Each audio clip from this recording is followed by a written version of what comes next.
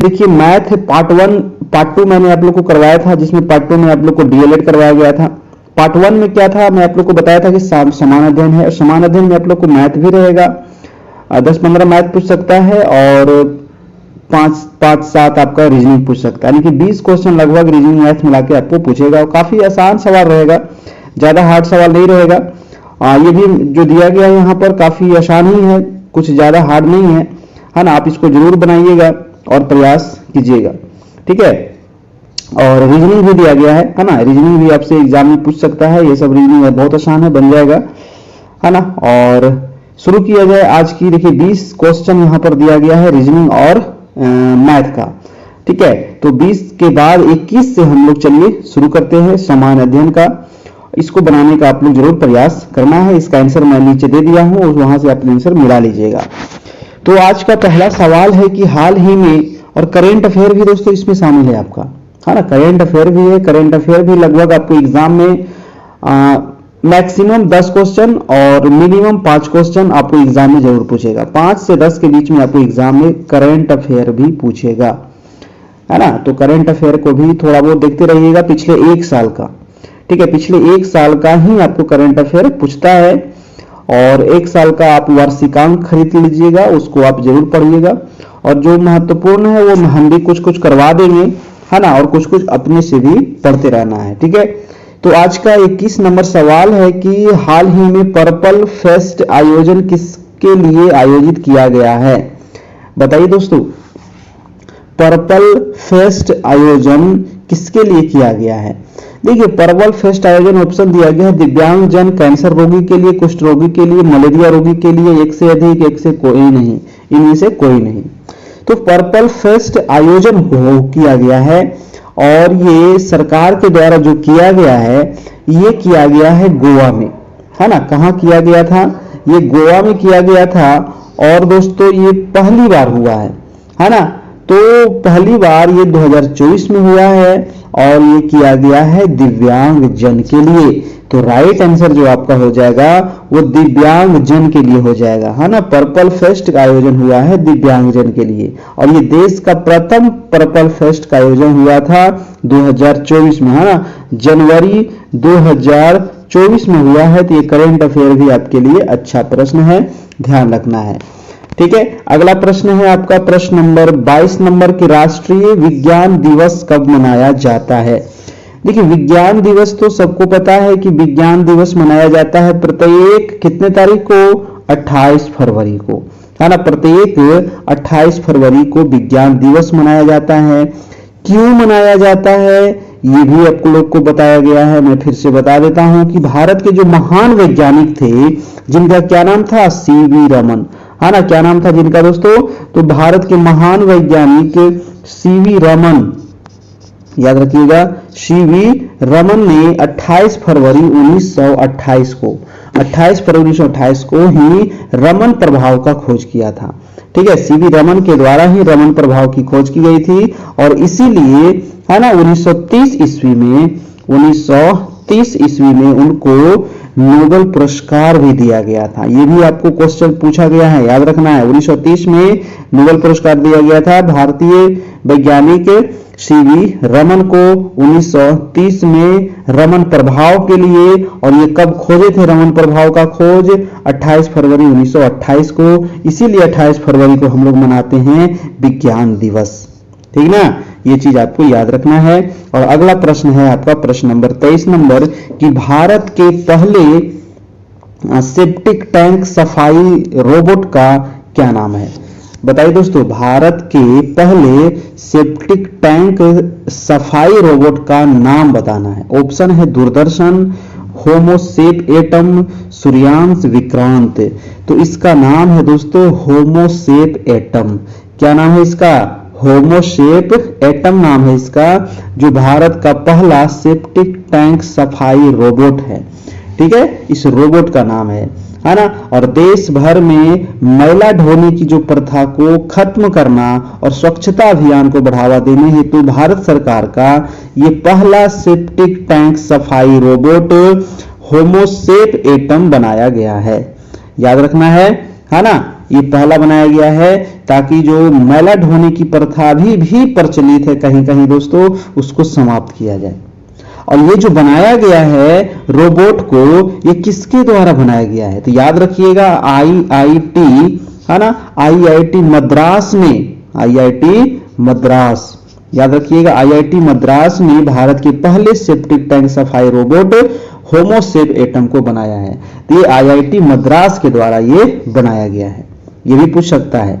अगला प्रश्न है आपका प्रश्न नंबर 24 नंबर कि जून 2023 को भुवनेश्वर के कलिंगा स्टेडियम में भारतीय फुटबॉल टीम ने किस देश को हराकर inter continental football cup tournament जीता है? बताइए दोस्तों, काफी बढ़िया प्रश्न है ना।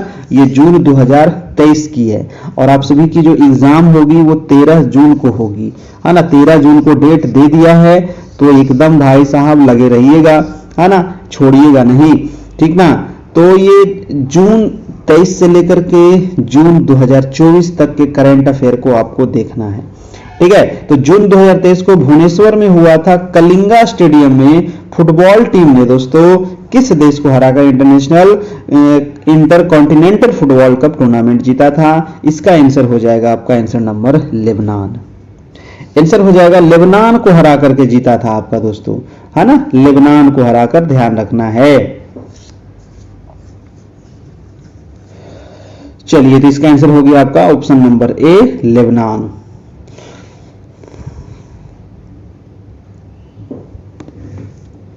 और अंडर 20 फुटबॉल विश्व कप किसने जीता?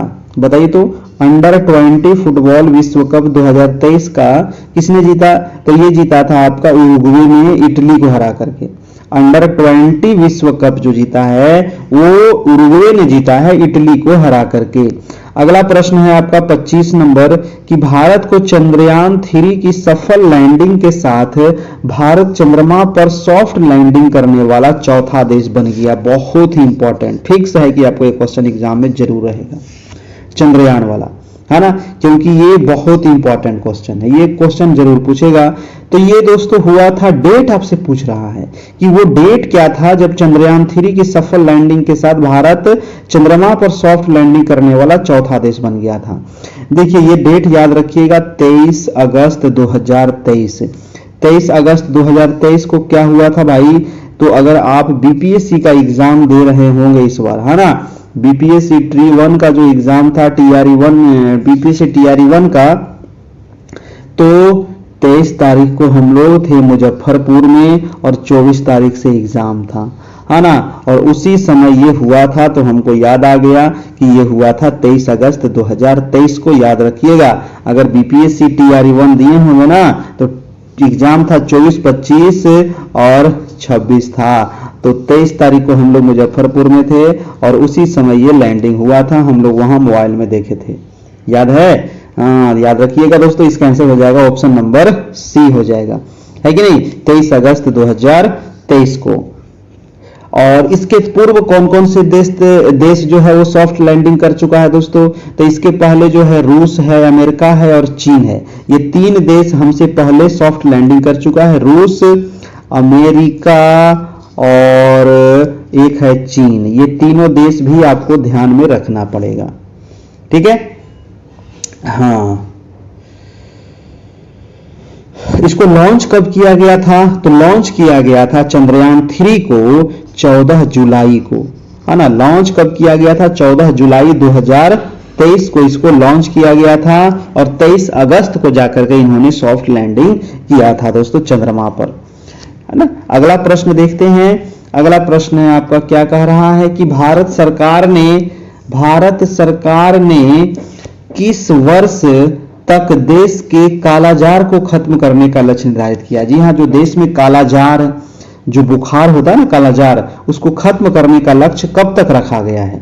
तो इसको रखा गया है 2025, 30, 23 या 27। क्या होगा आंसर दोस्तों? तो कालाजार को समाप्त करने का जो लक्ष्य रखा गया है वो 2023 तक, 2023 तक देश में कालाजार को खत्म करने का लक्ष्य निर्धारित किया गया था। ये चीज आपको याद रखना है, ठीक है। 23 तक ही था दोस्तों, है ना। और विश्व स्वास्थ्य संगठन यानी कि WHO ने भारत सरकार का लक्ष्य जो है 2030 तक मलेरिया उन्मूलन का प्रमाण पत्र प्राप्त करना है।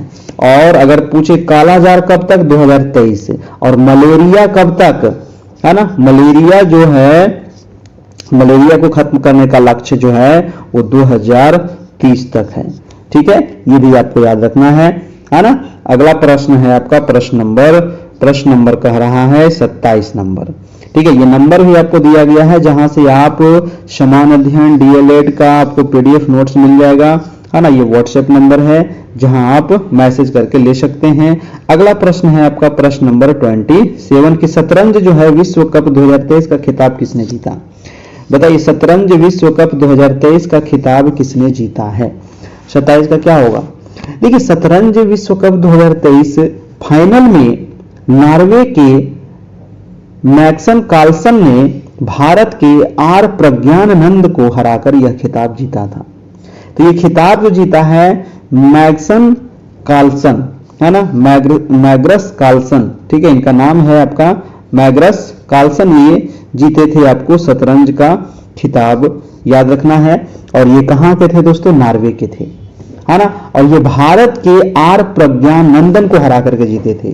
तो उससे ज्यादा ये इंपॉर्टेंट हो जाता है कि किसको हरा करके जीते थे, तो आर प्रज्ञानंदन को। ठीक है, आर प्रज्ञानंदन को ये हरा करके जीते थे, याद रखिएगा। अगला प्रश्न है आपका प्रश्न नंबर 28 नंबर की विश्व की जनसंख्या में भारत का स्थान कौन सा है।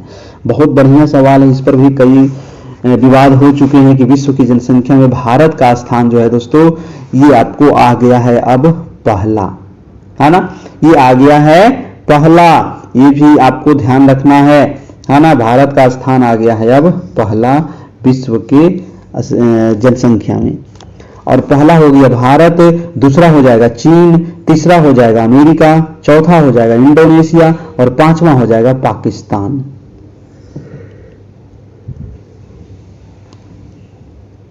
तो ये आपको याद रखना है।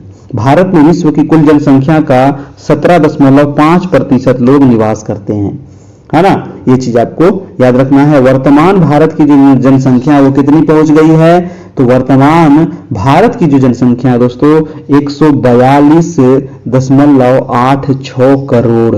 सोच लो कितना जनसंख्या बढ़ गया भाई। और जो चीन की जनसंख्या है, चीन की जनसंख्या कितनी है, 142.57 करोड़। तो भैया इस पर कंट्रोल लगाइएगा, है ना। इस पर कंट्रोल लगाना बहुत जरूरी है ना। नहीं तो फिर बहुत ज्यादा समस्या उत्पन्न होने वाला है। समस्या तो उत्पन्न हो ही गया है ना, और भी ज्यादा उत्पन्न होगा। चलिए अगला प्रश्न है आपका प्रश्न नंबर 29 कह रहा है कि सूर्य का अध्ययन करने के लिए 2 सितंबर 2023 को लॉन्च किए गए इसरो के आदित्य L1 मिशन की परियोजना के निदेशक कौन थे। बहुत इंपॉर्टेंट सवाल है, क्योंकि सूर्य के अध्ययन करने के लिए ही लॉन्च किया गया है दोस्तों, है ना। सूर्य का अध्ययन करने के लिए जो लॉन्च किया गया है आदित्य L1 मिशन की परियोजना के निदेशक पूछ रहा है, निदेशक कौन थे।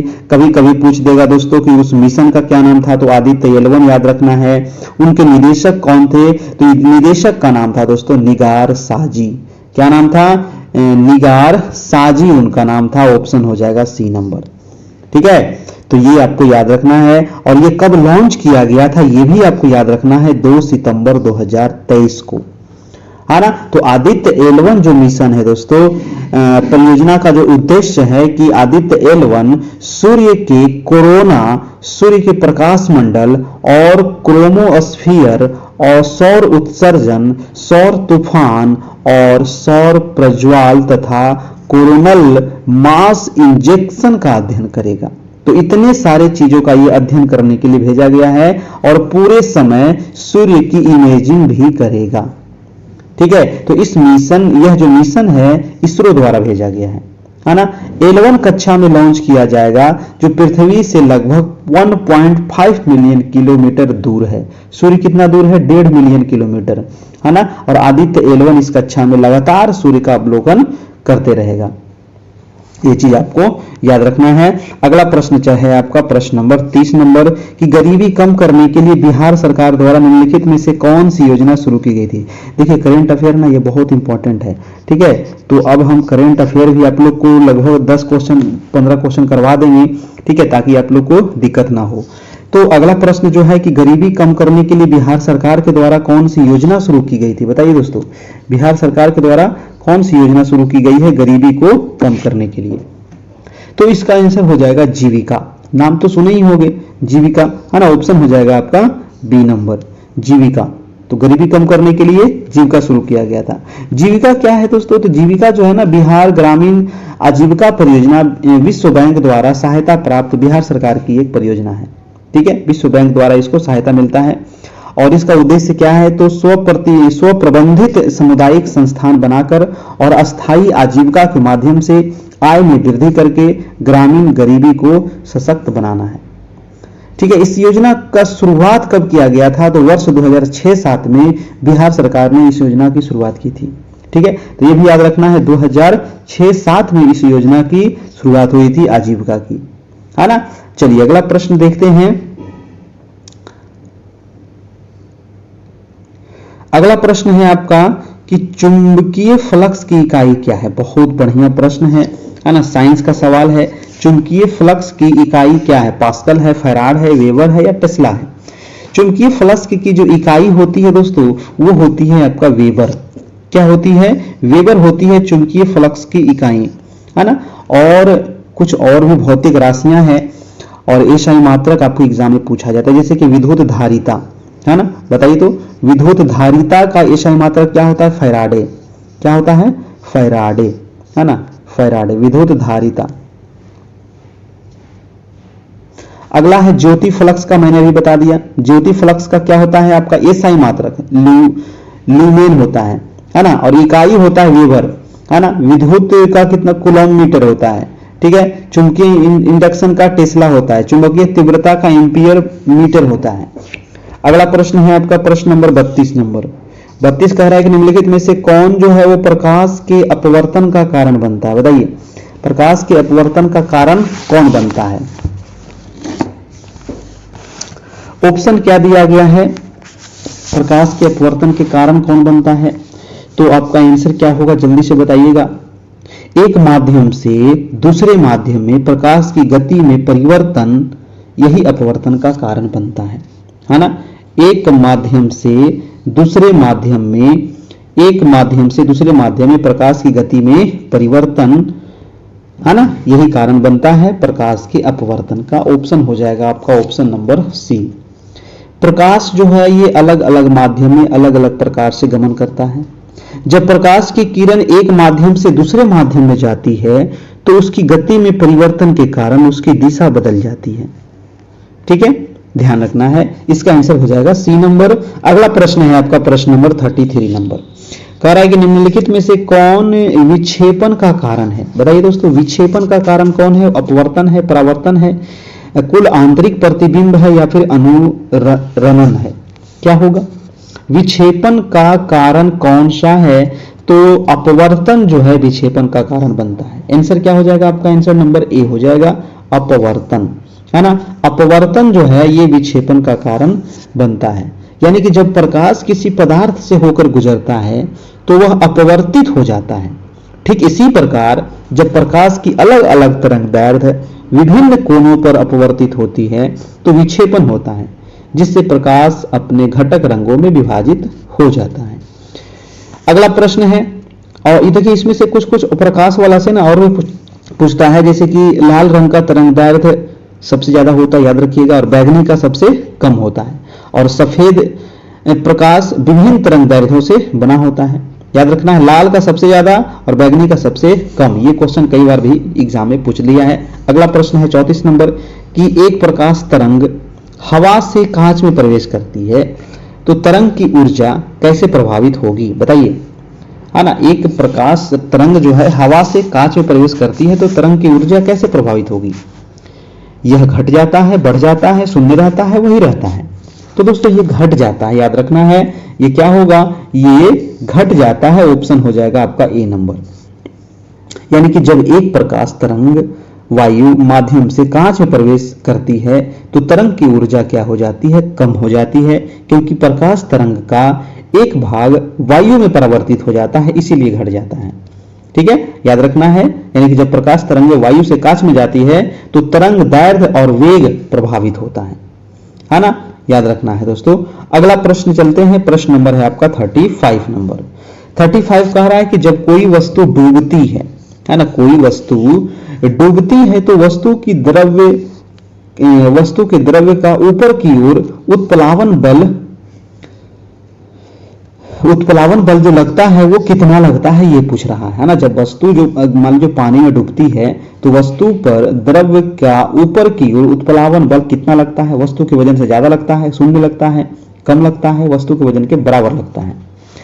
तो इसका आंसर क्या होगा, तो ध्यान रखना है कि जब भी कोई वस्तु डूबती है तो वस्तु पर द्रव्य का ऊपर की उत्प्लावन बल वस्तु के वजन से कम होता है, वस्तु के वजन से कम होता है। ऑप्शन हो जाएगा सी नंबर, है ना।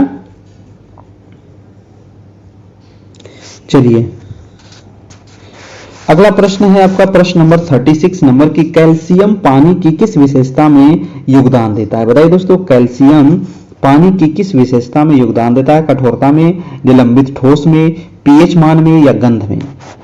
तो कैल्शियम जो होता है ना, ये किस में देता है, तो कैल्शियम देता है दोस्तों कठोरता में, है ना। कैल्शियम पानी की किस विशेषता में, तो कैल्शियम ज्यादा होगा तो पानी क्या रहेगा, कठोर होगा। ऑप्शन हो जाएगा आपका ऑप्शन नंबर ए हो जाएगा, है ना। ऑप्शन क्या हो जाएगा आपका, ए हो जाएगा। यानी कि कठोरता जो है कैल्शियम और मैग्नीशियम के लवण के कारण होता है, ठीक है। चलिए इसका आंसर हो जाएगा आपका ऑप्शन नंबर ए। अगला प्रश्न है आपका प्रश्न नंबर 37 नंबर की निम्नलिखित में से किसे पर्यावरण के मूल संघटकों में शामिल नहीं किया जाता है। तो पर्यावरण के मूल संघटक में आप किसको शामिल नहीं करिएगा, बताइए। 37 का क्या होगा, 37 का आपका आंसर हो जाएगा आंसर नंबर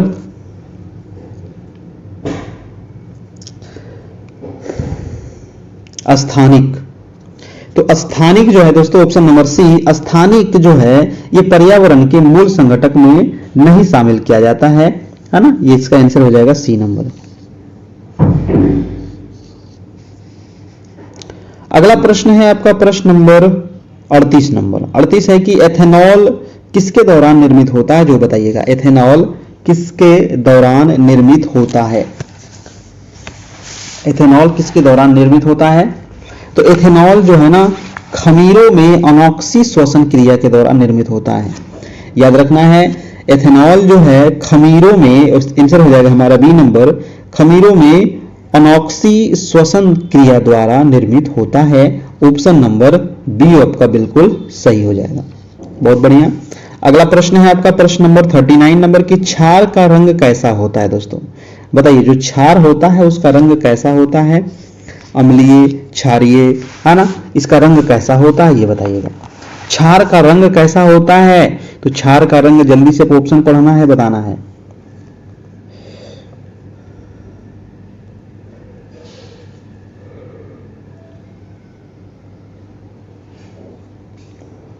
देखिए तो क्षार का जो रंग होता है वो होता है दोस्तों आपका ऑप्शन नंबर बी। आपको यहां से ध्यान रखना है, फिनोल्फिथेलिन के साथ गुलाबी और मिथाइल ऑरेंज के साथ पीला। जी हाँ, ऑप्शन नंबर आपका बी हो जाएगा। फिनोल्फिथेलिन के साथ क्या रहेगा, गुलाबी रहेगा, और मिथाइल के साथ ऑरेंज के साथ पीला रहेगा, है ना। चलिए अगला प्रश्न है कि गर्म करने पर सोडियम बाइकार्बोनेट क्या नहीं देता है। बताइए गर्म करने पर सोडियम बाइकार्बोनेट जो है क्या नहीं देता है, ये पूछ रहा है। 40 का क्या होगा। देखिए सोडियम गर्म करने पर, है ना, गर्म करने पर सोडियम बाइकार्बोनेट नाइट्रोजन एवं हाइड्रोजन और ऑक्सीजन नहीं देता है। तो नाइट्रोजन, हाइड्रोजन और ऑक्सीजन, नाइट्रोजन, हाइड्रोजन और ऑक्सीजन, यानी कि यहां पर जो हमारा आंसर होगा दोस्तों वो एक से अधिक होगा। ऑप्शन नंबर आपका डी हो जाएगा, यानी कि और नाइट्रोजन भी, हाइड्रोजन भी और ऑक्सीजन भी तीनों नहीं देता है ना। चलिए सोडियम बाइकार्बोनेट का उपयोग कहां करते हैं, तो सोडियम बाइकार्बोनेट केक बनाने में किया जाता है। आटा जो गूंथा जाता है ना, तो आटा गूंथते हुए किण्वन करने के लिए किया जाता है और बालों को धोने के लिए भी किया जाता है।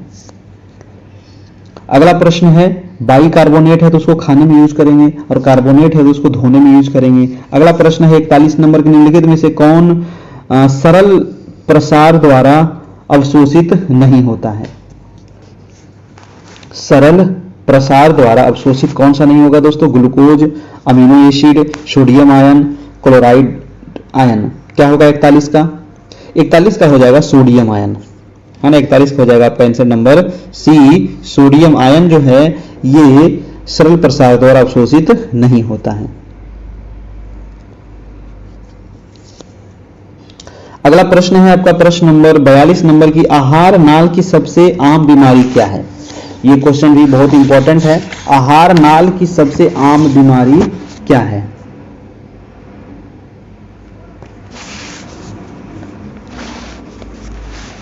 तो आहार नाल की सबसे जो आम बीमारी थी वो है आपका दोस्तों सूजन, है ना। आहार नाल की सूजन बैक्टीरिया या वायरल संक्रमण के कारण होता है, यानी कि आंसर हो जाएगा ए नंबर सूजन। और सूजन कैसे होता है? बैक्टीरिया और वायरल संक्रमण के कारण होने वाली ये आम बीमारी है। अगला प्रश्न है आपका प्रश्न नंबर 43 नंबर की, प्रोटीन संश्लेषण में निम्न कोशिकांगों में से किनकी भूमिका सबसे अधिक महत्वपूर्ण है? बताइए। प्रोटीन संश्लेषण में, है ना, कुछ कुछ जो कोशिकांग दिया गया है, किसकी भूमिका सबसे ज्यादा महत्वपूर्ण है? तो यहां पर हो जाएगा अंतः प्रद्रव्य जलिका और राइबोसोम। ऑप्शन नंबर हो जाएगा बी नंबर, ठीक है। अंतः प्रद्रव्य जलिका और राइबोसोम महत्वपूर्ण भूमिका निभाते हैं। नेक्स्ट प्रश्न है आपका 44 नंबर। साइंस का कुछ ज्यादा ही सवाल दे दिया गया है ना। अगला प्रश्न है कि आंख की मध्य परत को क्या कहते हैं दोस्तों? बताइएगा, आंख की मध्य परत को क्या कहते हैं? रेटिना, कोराइड, कॉर्निया या पुतली? 44 का क्या होगा? आंख की जो मध्य परत होता है इसको कोराइड कहा जाता है।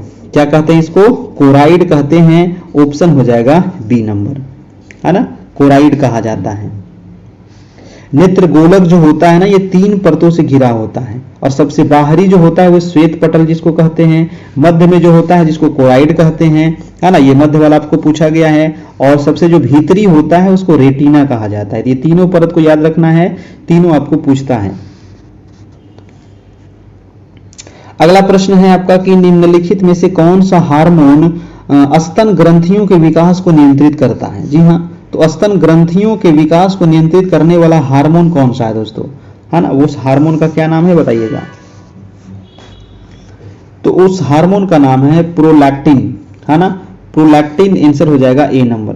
प्रोलैक्टिन जो है ये स्तन ग्रंथियों की वृद्धि और उनमें दूध के निर्माण को नियंत्रित करता है ना। तो ये हार्मोन आपको याद रखना है। ऑप्शन नंबर आपका ए हो जाएगा, काफी इंपॉर्टेंट है। चलिए अगला प्रश्न है आपका 46 नंबर कि निम्नलिखित में से कौन सा या सी रसायन गैस ग्रीन हाउस प्रभाव उत्पन्न होने के लिए उत्तरदायी है? हाँ, तो ग्रीन हाउस प्रभाव के लिए उत्तरदायी क्या है? ग्रीन हाउस प्रभाव के लिए बहुत सारा उत्तरदायी है ना। कोई एक गैस तो है नहीं, जैसे जलवाष्प भी है, CO2 भी है, CFC भी है ना। आपका CO2 CFC5 हो जाएगा, ये भी ठीक है। आपका CH4 भी है। तो इसका जो आंसर हो जाएगा दोस्तों, है ना, इसका आंसर क्या हो जाएगा? ऑप्शन नंबर ई हो जाएगा, एक से अधिक हो जाएगा, है ना। जो हमारा ग्रीन हाउस है, तो ग्रीन हाउस को ये सभी चीज प्रभावित करने के लिए जिम्मेदार है, ठीक है। ये चीज आपको याद रखना है। और वायुमंडल में CO2 की मात्रा कितनी है? तो वायुमंडल में CO2 की मात्रा 0.03% है ना। और नाइट्रोजन का सबसे ज्यादा है वायुमंडल में 78%, ये भी आपको याद रखना है। ऑक्सीजन 21%, है ना। ये सभी आपको परसेंटेज ध्यान रखना है। अगला प्रश्न है आपका 47 नंबर की, प्लास्टिक कचरे से प्राप्त ईंधन का क्या नाम है? बताइए, प्लास्टिक जो कचरा है उससे जो प्राप्त ईंधन है उसको क्या कहते हैं? तो उसको कहा जाता है दोस्तों सफेद ईंधन, काला ईंधन, हरा ईंधन, ब्लू ईंधन।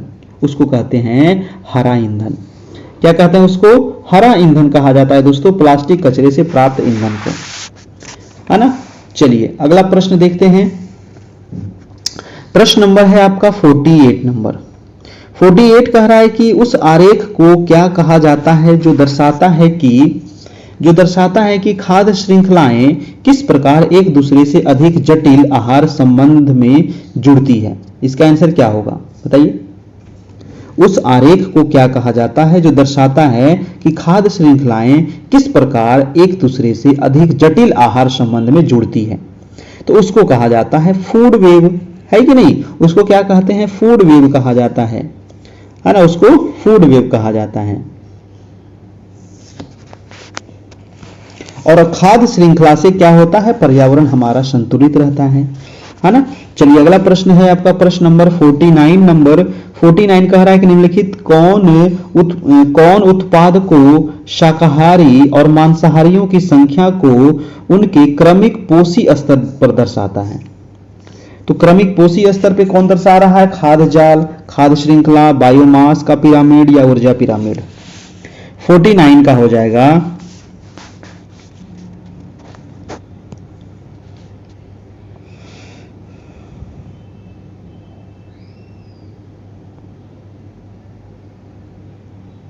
तो कौन कह रहा है दोस्तों, उत्पादक शाकाहारी मांसाहारी की संख्या उनके क्रमिक पोषी स्तर दर्शाता है। तो क्रमिक पोषी स्तर यहां पर विकल्प में कोई नहीं है, विकल्प में यहां पर कोई नहीं है, इसीलिए हमारा आंसर हो जाएगा इनमें से कोई नहीं। ठीक है, ये उत्पादक जो है शाकाहारी है मांसाहारी है, ये जो है ना ये क्रमिक नहीं है, आंसर हो जाएगा हमारा ई नंबर। ठीक है, चलिए अगला प्रश्न है आपका 50 नंबर। कह रहा है कि जीव मंडलीय तंत्र में ऊर्जा तथा पदार्थों के निवेश एवं बहिर्गमन की प्रक्रियाओं का संचालन किस चक्र के माध्यम से होता है। बताइए किस चक्र के माध्यम से होता है दोस्तों। जीव मंडलीय तंत्र में ऊर्जा तथा पदार्थों के निवेश एवं बहिर्गमन की प्रक्रियाओं का संचालन किस चक्र में होता है। और लास्ट में आप लोग अपना अपना मतलब स्कोर भी जरूर से जरूर बता दीजिएगा। 50 का आंसर हो जाएगा आपका जैव भू रासायनिक चक्र, है ना, जैव भू रासायनिक चक्र, ऑप्शन नंबर ए। अगला प्रश्न है 51 नंबर। प्रश्न कह रहा है कि किसने आजाद हिंद फौज की कमान संभाली और इसे दिल्ली चलो की प्रसिद्ध घोषणा दी। तो चलिए अब हम लोग यहाँ पर साइंस से समाप्त हो गया है, साइंस से थोड़ा सा लोग उब गए थे, है ना, अब आ गया है आर्ट्स में। ठीक है, तो बताइए दोस्तों आजाद हिंद फौज की कमान संभाली, किसने संभाली थी और इसने दिल्ली चलो की प्रसिद्ध घोषणा की थी। 51 का क्या होगा, रास बिहारी बोस, मोहन सिंह, शाहबाज खां या निरंजन निहाल। तो इसका आंसर क्या हो जाएगा, उपयुक्त में से कोई नहीं। आजाद हिंद फौज की कमान संभाली, जिसे दिल्ली चलो प्रसिद्ध घोषणा की। देखिए सुभाष चंद्र बोस रास बिहारी बोस के बुलावे पर यूरोप से आकर आजाद हिंद फौज से जुड़े थे। इसका आंसर यहां पर होना चाहिए सुभाष चंद्र बोस, ऑप्शन में नहीं है, इसलिए इसका आंसर हो जाएगा ऑप्शन इनमें से कोई नहीं, है ना, ऑप्शन हो जाएगा ई नंबर, इनमें से कोई नहीं। और 4 जुलाई 1943 को सुभाष चंद्र बोस ने आजाद हिंद फौज का कमान संभाला था। ठीक है, आजाद हिंद फौज का कमान संभाला और दिल्ली चलो का नारा दिया था दोस्तों, इन्होंने ही, सुभाष चंद्र बोस ने ही। कब इन्होंने कमान संभाला था, ये 4 जुलाई 1943, ये डेट भी आपको ध्यान रखना है, 4 जुलाई 1943 को सुभाष चंद्र बोस, ऑप्शन में नहीं था, इसलिए आंसर हो जाएगा ई नंबर। ठीक है, चलिए अगला प्रश्न देखते हैं। देखिए सुभाष चंद्र बोस और भी कुछ कुछ नारा दिए हैं, जैसे दिल्ली चलो, जय हिंद, जय भारत, तुम मुझे खून दो मैं तुम्हें आजादी दूंगा।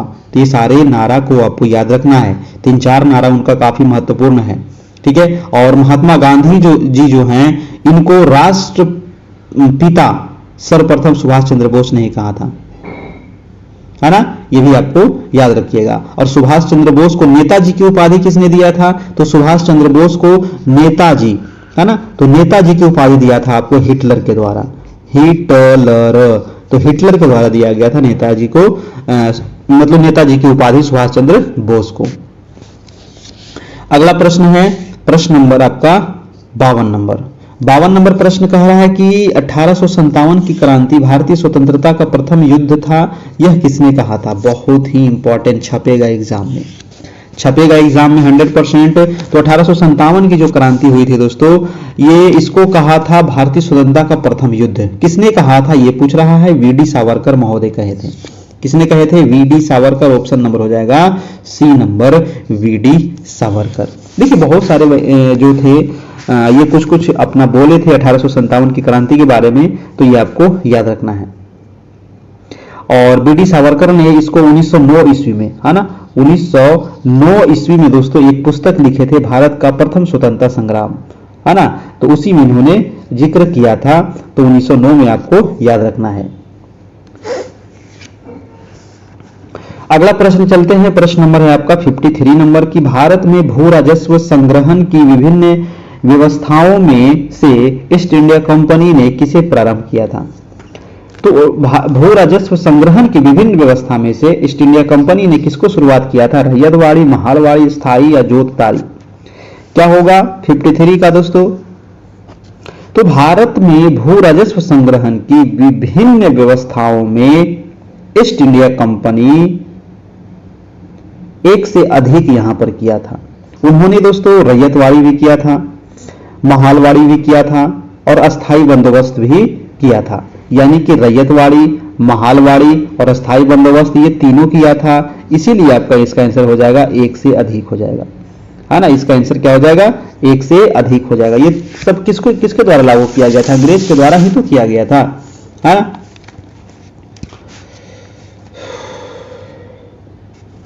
जैसे रैयतवाड़ी व्यवस्था जो शुरू किया गया था भारत में, वो 1792 ईस्वी में किया गया था रैयतवाड़ी, है ना, ये आपको याद रखना है। ठीक है, चलिए।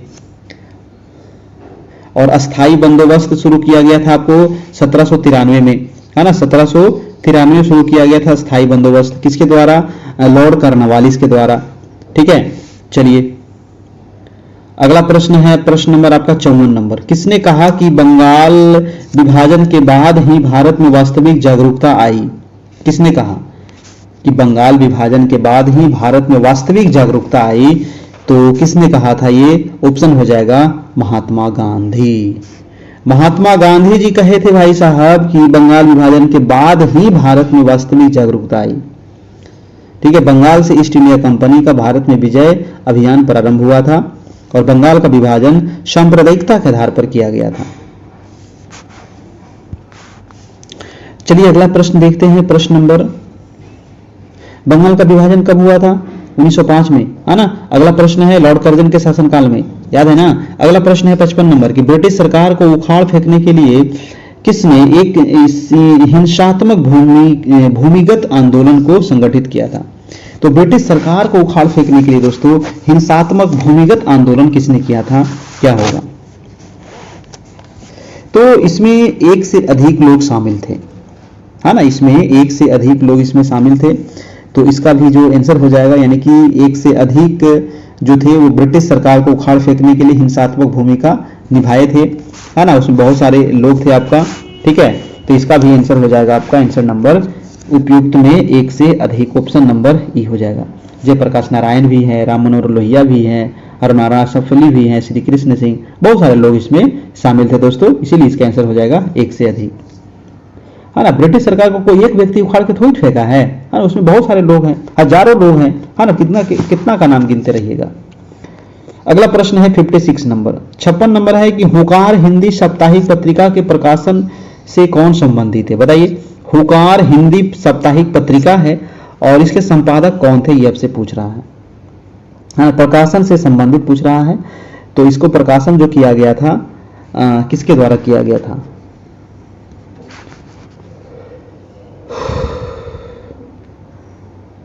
देखिए इसमें जो पत्रिका ये प्रकाशित हुआ था, सहजानंद सरस्वती भी थे और राहुल शंकरित्यायन भी थे, है ना। राहुल शंकरित्यायन और यमुना कारजी थे, यमुना कारजी।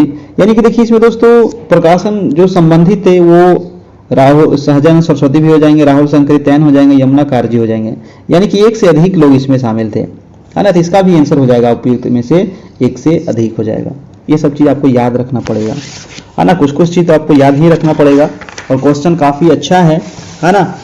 अगला प्रश्न चलते हैं 57 नंबर। 57 नंबर सवाल कह रहा है कि निम्न युग्मों में से कौन सा सही सुमेलित नहीं है? यंग इंडिया कौन सा सही सुमेलित?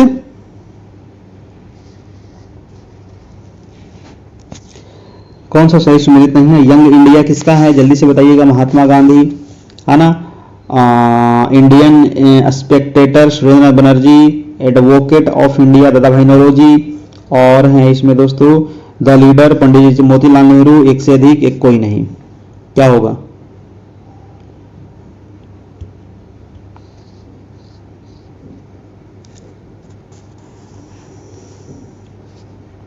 देखिए एडवोकेट ऑफ इंडिया जो है दादा भाई नौरोजी की नहीं है, ये किनकी है? तो डीडी बसु की है, नोट कर लीजिएगा, है ना, नोट कर लीजिएगा। और अगला जो है द लीडर, कहां गया भाई? महात्मा गांधी की भी बहुत सारी पुस्तक है, यंग इंडिया महात्मा गांधी का है, इसका आंसर क्या हो जाएगा? यंग इंडिया तो महात्मा गांधी का है ना। इंडियन इंस्पेक्टर किसका है भाई साहब, देखना पड़ेगा हमको।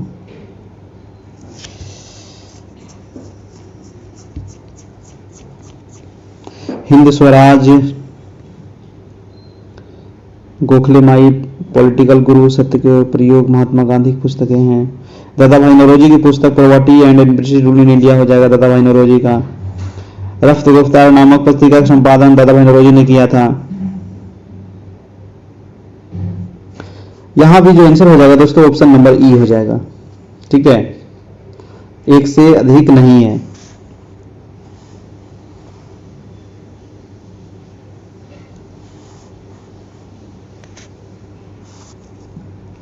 इसमें थोड़ा सा हमको गड़बड़ लग रहा है ना, इस क्वेश्चन में थोड़ा सा गड़बड़ लग रहा है कुछ,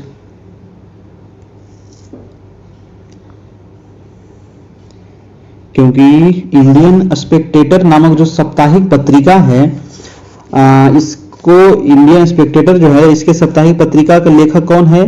तो बेहराम जी मालाबारी है, ये भी गलत है, ये वाला भी गलत है आपका, है ना। और इसका आंसर हो जाएगा आपका ई नंबर हो जाएगा इसका आंसर, ठीक है, इसका आंसर हो जाएगा ई नंबर। अगला प्रश्न देखते हैं 58 नंबर।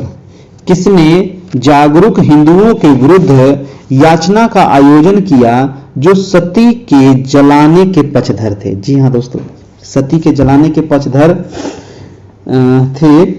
और किसने जागरूकता हिंदुओं के विरुद्ध याचना का आयोजन किया, कौन थे? काफी इंपॉर्टेंट है, इसके बारे में थोड़ा सा आप लोगों को बताऊंगा कि वो व्यक्ति थे राजा राम मोहन राय।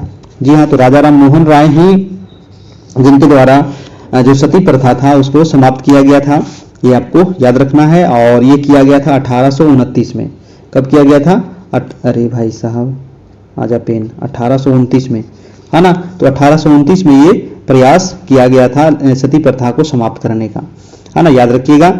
और लॉर्ड विलियम बेंटिक के समय, है ना, लॉर्ड विलियम बेंटिक के समय। देखिए राजा राम मोहन राय को और भी जाना जाता है जैसे आधुनिक भारत के जनक भी इनको कहा जाता है ना, ये भी आपको याद रखना है, ठीक है। आधुनिक भारत का जनक किसको कहते हैं? तो राजा राम मोहन राय को। अगला प्रश्न है 59 नंबर कि हिंदू वृद्धि दर किस वृद्धि दर से संबंधित है? बताइए, हिंदू वृद्धि दर किस वृद्धि दर से संबंधित है? ये क्वेश्चन ना कई बार एग्जाम में आया है और इसमें हमेशा लोग गलती करते हैं, क्योंकि हिंदू वृद्धि दर जो है ये राष्ट्रीय आय से संबंधित है दोस्तों। जी हाँ, ये राष्ट्रीय आय से संबंधित है, ये आपको याद रखना है ना। और इसका प्रयोग सबसे पहले 1978 में किया गया था दोस्तों, ठीक है, प्रोफेसर राजकृष्ण के द्वारा, है ना।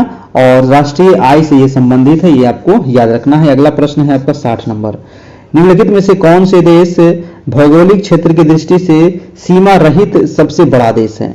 तो सीमा रहित सबसे बड़ा देश कौन सा होगा? आपका भौगोलिक क्षेत्र की दृष्टि से सीमा रहित सबसे बड़ा देश क्या होगा?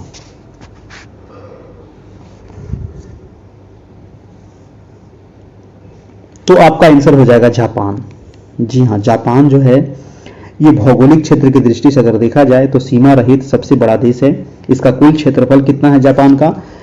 जापान का कुल क्षेत्रफल है 3,77,783 वर्ग किलोमीटर। और जो जापान है दोस्तों ये 4 बड़े और छोटे छोटे द्वीपों से मिलकर के बना हुआ है।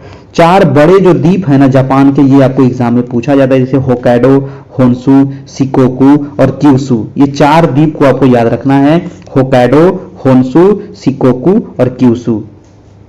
ठीक है, चलिए इसका आंसर हो जाएगा आपका जापान। अगला प्रश्न है आपका 61 नंबर, सत्यशोधक समाज। बहुत बढ़िया प्रश्न है। सत्यशोधक समाज की स्थापना किसके द्वारा किया गया था? तो ये तो आपको याद ही होगा, ज्योतिबा फूले। कहाँ गए ज्योतिबा फूले? ऑप्शन नंबर क्या हो जाएगा? ए नंबर, है ना, ज्योतिबा फूले के द्वारा किया गया था सत्यशोधक समाज, है ना। सत्यशोधक समाज की स्थापना हुई थी कब? तो 1873 में हुई थी। कब हुई थी? 1873 में हुई थी दोस्तों सत्यशोधक समाज, याद रखना है। और स्थापना कहाँ किया गया था? तो सत्यशोधक समाज की स्थापना पुणे में किया गया था। ठीक है, पुणे में किया गया था। अगला प्रश्न देख लेते हैं। प्रश्न नंबर है 62 नंबर की, निम्नलिखित में से कौन सी चट्टान अंतर्भेदी आग्नेय शेल रचना है? तो अंतर्भेदी आग्नेय शेल की रचना कौन सी है बताइएगा? अंतर्भेदी है दोस्तों, तो ये अंदर में जमता है ना। जो ज्वालामुखी क्रिया होती है तो अंदर में जो सेल जम जाता है उसको अंतर्भेदी चट्टान कहते हैं, है ना। तो अंतर्भेदी एक होता है, एक बहिर्भेदी होता है, याद रखना है। ठीक है, इसका आंसर क्या होगा? इसका आंसर हो जाएगा एक से अधिक, एक से अधिक हो जाएगा।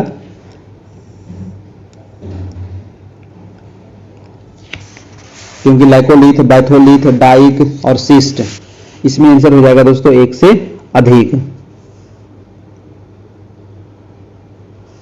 देखिए जब ज्वालामुखी फटता है ना, ज्वालामुखी जब फटता है तो क्या होता है ना, ये मान लीजिए कि ये पृथ्वी है आपकी। ठीक है, पृथ्वी से ज्वालामुखी जब फटती है दोस्तों, तो कुछ भाग जो है ना ये पृथ्वी पर आकर के जम जाता है धीरे धीरे धीरे धीरे, और कुछ भाग है कि ये जो रास्ता है रास्ता में ही जम गया, अंदर ही जम जाता है। तो जो अंदर जम जाता है उसको अंतर्भेदी कहते हैं, जो बाहर आकर के जमता है उसको बहिर्भेदी कहते हैं, और इससे आग्नेय शेल का निर्माण होता है। ठीक है, ये चीज आपको ध्यान रखना है ना। इसका आंसर जो हो जाएगा एक से अधिक चीज यहां पर हो जाएगा, जो आपका अंतर्भेदी शेल की रचना है। अगला प्रश्न है आपका 63 नंबर कि मैंग्रोव वन पाए जाते हैं। बताइए मैंग्रोव के बारे में मैंने कितना बार बताया हूं, है ना। मैंग्रोव वन कहाँ? पहाड़ी क्षेत्र में, ज्वार नदमुख में, लेटराइट मिट्टी में, काली मिट्टी में। तो मैंग्रोव वहीं पर मिलेगा जहां पर दोस्तों आपको ज्वार आएगा। जहां पर ज्वार आएगा, है ना, यानी कि समुद्र और नदी जहां पर मिलेगा वहीं पर, यानी कि वहां पर पानी कैसा होना चाहिए? खारा होना चाहिए, यानी ज्वार नदमुख में ही क्या होगा आपका ये मैंग्रोव वन का निर्माण होगा। भारत का सबसे बड़ा मैंग्रोव वन कहाँ पे है? तो ये सुंदरवन का डेल्टा जो है, आप नाम जानते होंगे, है ना। सुंदरवन का जो डेल्टा है ये बंगाल की खाड़ी में, यहीं पर तो सबसे बड़ा मैंग्रोव वन है। ठीक है, चलिए अगला प्रश्न देखते हैं। प्रश्न नंबर है आपका 64 नंबर कि निम्नलिखित कथनों में से कौन सा सही है? कौन सा सही है? पृथ्वी का आंतरिक कोर लोहे और निकेल से बना हुआ है। तो बिल्कुल सही बात है भैया, है ना। पृथ्वी को 3 परतों में बांटा गया है ना, सियाल, सीमा और नीफे। ठीक है, सबसे ऊपर वाला, फिर क्रस्ट है, सबसे ऊपर वाले को क्रस्ट कहते हैं, बीच वाले को मेंटल कहते हैं, और लास्ट वाले को कोर कहते हैं। तो जो कोर है सबसे लास्ट वाला, अंतिम वाला, जो आपका लोहा और निकेल से बना हुआ, ये आपका बिल्कुल सही है ना। पृथ्वी की 3 परतों में आपको बांटा गया है, ये भी हम लोग को बता दिए हैं। पृथ्वी की आंतरिक कोर ठोस अवस्था में है। ठीक है, इसका जो आंसर हो जाएगा वो आपका आंसर नंबर आपका ई हो जाएगा, एक से अधिक हो जाएगा। ठीक है, मेंटल की मोटाई पूछता है दोस्तों, है ना। मेंटल की मोटाई कितनी है? तो 2900 किलोमीटर आपको सबसे अधिक मोटाई जो आपका मेंटल की मानी जाती है। ठीक है, क्रस्ट क्या है? तो क्रस्ट जो है ना पृथ्वी की बाहरी परत है ना, ये वाले सबसे ऊपर वाला जो परत है इसको क्रस्ट कहते हैं, और उसके बाद वाला जो है इसको मेंटल कहते हैं, सबसे अंदर वाला को कोर कहा जाता है। ठीक है, ये चीज आपको याद रखना है। अगला प्रश्न चलते हैं। प्रश्न नंबर है 65 नंबर। 65 है कि छोटा नागपुर क्षेत्र के मुंडा और संथाल निम्नलिखित में से किस पेड़ की पूजा करते हैं? बहुत बढ़िया प्रश्न है। तो छोटा नागपुर आपको कहां पे मिलेगा? देखिए छोटा नागपुर का पठार नाम सुने होंगे ना, तो छोटा नागपुर का पठार आपको मेन रूप से झारखंड में है। ऐसे थोड़ा बहुत इसका भाग आपका छत्तीसगढ़ में भी है, थोड़ा बहुत इसका उड़ीसा में भी है, थोड़ा बहुत इसका बंगाल में भी है, लेकिन सबसे अधिक भाग इसका झारखंड में पड़ता है, छोटा नागपुर का पठार। तो क्वेश्चन है कि छोटा नागपुर के पठार में मुंडा और संथाल जनजाति पाए जाते हैं झारखंड में, है ना। तो वो किस पेड़ की पूजा करते हैं, ये क्वेश्चन बहुत इंपॉर्टेंट है, कई बार एग्जाम में पूछा है। 65 का हो जाएगा, वो कदम्ब की पूजा करते हैं, है ना। ये लगता है बीपीएससी में भी पूछा था, ये कदम्ब की पूजा करते हैं दोस्तों आपका, ठीक है, ये चीज आपको याद रखना है ना। संथाल विद्रोह कब हुआ था, तो 1855-56 में हुआ था संथाल विद्रोह, ये भी आपको पूछा जाता है एग्जाम में। अगला प्रश्न है आपका 66 नंबर की, भारत के खनिज तेल उत्पादक क्षेत्र और इनकी अवस्थितियों का सही युग्म कौन सा है। सही युग्म आपको बताना है ना। तो लुनेज क्षेत्र जो है ये आपका गुजरात में पड़ता है, ये ठीक है ना। बड़ोदरा में है, लुनेज कहाँ है, बड़ोदरा में है। केजी बेसिन जो है ये कृष्णा गोदावरी बेसिन है, यानी बंगाल की खाड़ी में, ये भी आपका सही होगा। आंध्र प्रदेश के पास है कृष्णा गोदावरी जो नदी है ना, जैसे कि ये देखो, ये गोदावरी नदी आई है, कृष्णा नदी आई, तो यहाँ पर जो इसका डेल्टा का निर्माण हुआ, तो यहीं पर दोस्तों ये बेसिन है आपका, है ना। यहीं पर भी पेट्रोल उत्पादन का आपको मिला है। उसके बाद है सुरमा घाटी। सुरमा घाटी दोस्तों ये पेट्रोलियम उत्पादन क्षेत्र कहाँ पड़ता है, तो ये असम में है, बिल्कुल सही है। उसके बाद है बॉम्बे हाई। तो बॉम्बे हाई आपको सबको पता है कि ये महाराष्ट्र है, और महाराष्ट्र से मुंबई से यहाँ पर अरब सागर में है आपका, ठीक है। बॉम्बे हाई महाराष्ट्र हो जाएगा, ठीक है। उसके बाद है, तो इसका आंसर हो जाएगा 1 से अधिक हो जाएगा, है ना। इसका आंसर क्या हो जाएगा, 1 से अधिक। यहाँ पर देखिए उपयुक्त में से कोई नहीं लिखा हुआ है, और यहाँ पर एक चीज और जोड़ दीजिए, 1 से अधिक, है ना, 1 से अधिक हो जाएगा। अगला प्रश्न चलते हैं 67 नंबर। 67 नंबर काफी इंपॉर्टेंट सवाल है, देखिएगा कि निम्नलिखित में से कौन सा विकल्प पृथ्वी की सतह से शुरू होकर वायुमंडल की परतों का सही क्रम कौन सा है। तो पृथ्वी की सतह से शुरू होता है क्षोभ मंडल, है ना। सबसे पहले क्षोभ मंडल आता है, फिर समताप मंडल आता है, फिर मध्य मंडल आता है, फिर ताप मंडल आता है, फिर बहिर्मंडल आता है। कितना बार मैं आप लोग को रटवा चुका हूं। सबसे पृथ्वी हमारी है ना, हमारी पृथ्वी है, तो सबसे नीचे कौन सी परत है, क्षोभ मंडल। फिर है आपका क्षोभ मंडल कहाँ कहाँ है भैया, क्षोभ मंडल देख लीजिए सब में है। क्षोभ मंडल के बाद आएगा समताप मंडल, ये मध्य दे दिया, ये गलत हो गया, ये भी गलत हो गया, यानी कि हमारा आंसर हो जाएगा सी नंबर।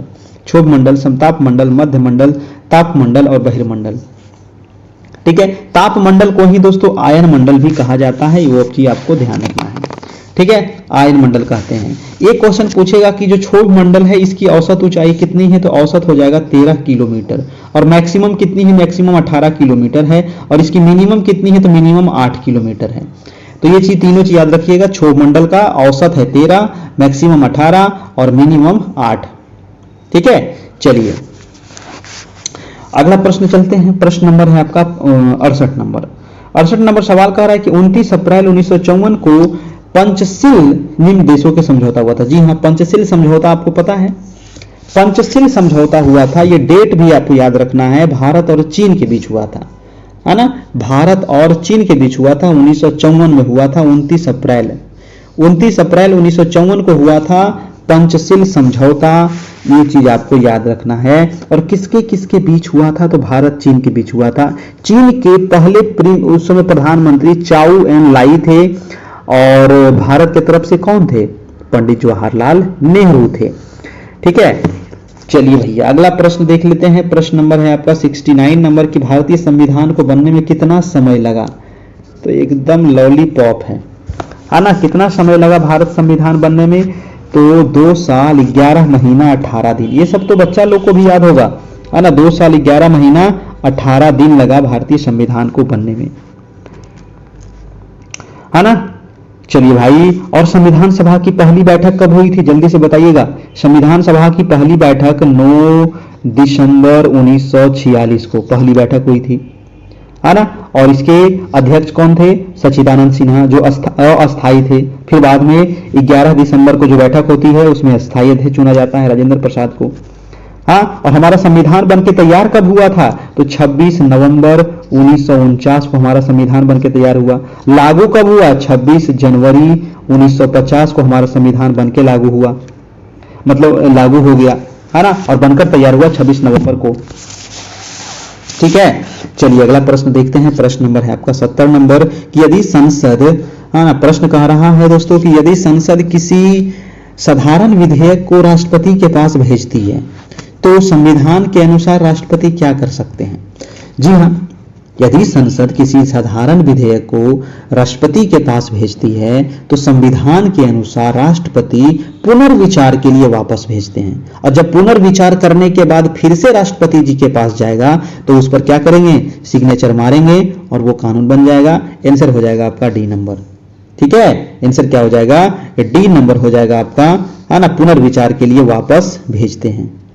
ठीक है, साधारण विधेयक को।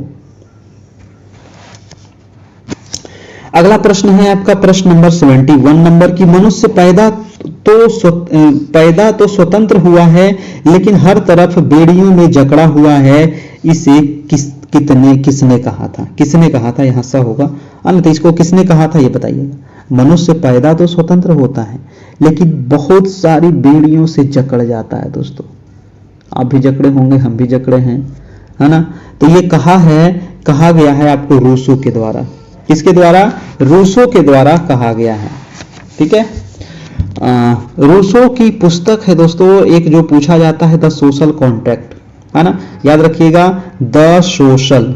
ठीक है, द सोशल लिख लीजिएगा, कॉन्ट्रैक्ट, है ना, द सोशल कॉन्ट्रैक्ट ये पुस्तक है, किसके द्वारा लिखी गई है? द रूसो के द्वारा। अगला प्रश्न है आपका प्रश्न नंबर 72 नंबर की, भारतीय संविधान की प्रस्तावना में समाजवादी शब्द किस संशोधन के तहत जोड़ा गया?